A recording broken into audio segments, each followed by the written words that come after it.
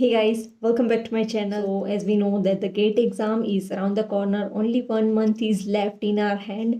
So I hope आपकी सबकी preparation अच्छी चल रही होगी एंड होपफुली आप अच्छा कर रहे होगे। इस लास्ट 1 मंथ में जितना भी आपने पढ़ा है उसको रिवाइज करना एंड PYQs को आप बिल्कुल भी मत छोड़ना।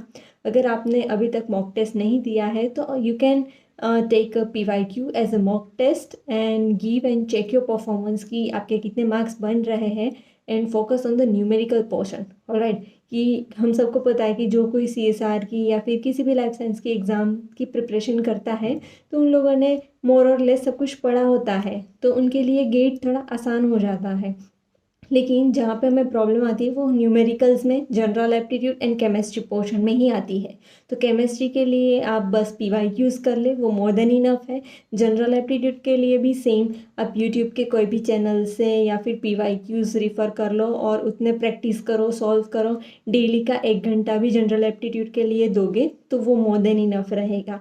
फिर आते हैं कि आपका न्यूमेरिकल पोर्शन कैसे स्ट्रॉन्ग करें, तो उसके लिए लास्ट टाइम मैंने भी फॉर्मूला शीट दी थी एंड इस बार भी मैंने दिए हैं। अगर आप लेना चाहते हो then it is just in minimal amount. If you want it then you can get it from me. और अगर आपके पास खुद का भी न्यूमेरिकल्स और फार्मूलाज आपने एक जगह पे लिखे हैं then it is good to गो।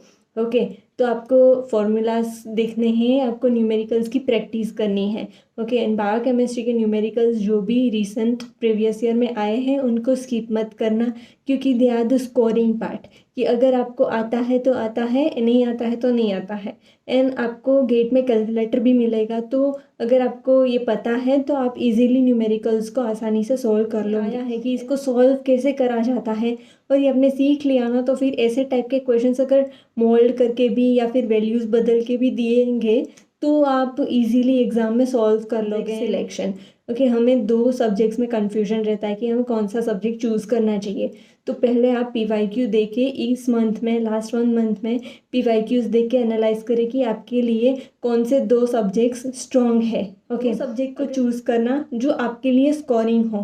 तो आप इस लास्ट 1 मंथ में ये कर सकते हैं कि आप खुद को प्रीवियस ईयर क्वेश्चन से एनालाइज करें कि आपके लिए कौन से 2 ऐसे सब्जेक्ट्स हैं जिसमें आप ज़्यादा स्कोर कर पा रहे हो। ओके, एक तो बायोकेमिस्ट्री सिलेक्ट करना क्योंकि वो स्कोरिंग भी रहता है एंड थोड़ा मतलब न्यूमेरिकल बेस्ड है।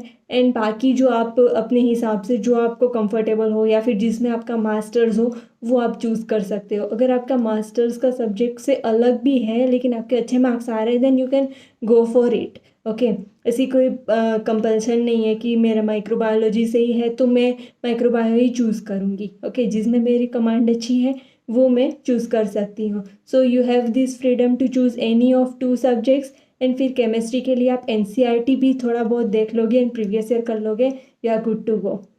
ओके, फिर आता है कि हमें कितना टाइम अलॉट करना चाहिए।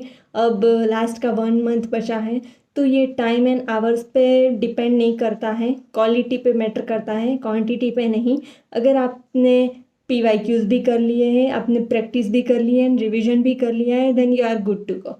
ओके, तो मैं भी ऐसा ही करती थी, आप भी ऐसा फॉलो कर सकते हो। लेकिन PYQs को छोड़ना नहीं है, रिसेंट वाले ट्रेंड को देख लेना कि कैसे टाइप के क्वेश्चंस गेट पूछ रहा है।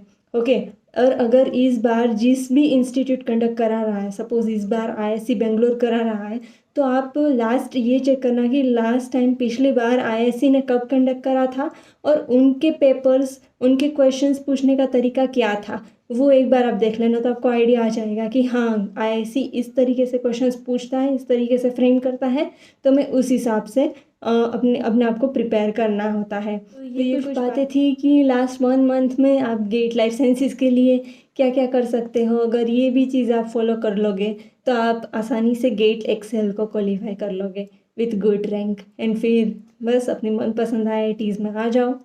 So wish you luck from my and, happy learning.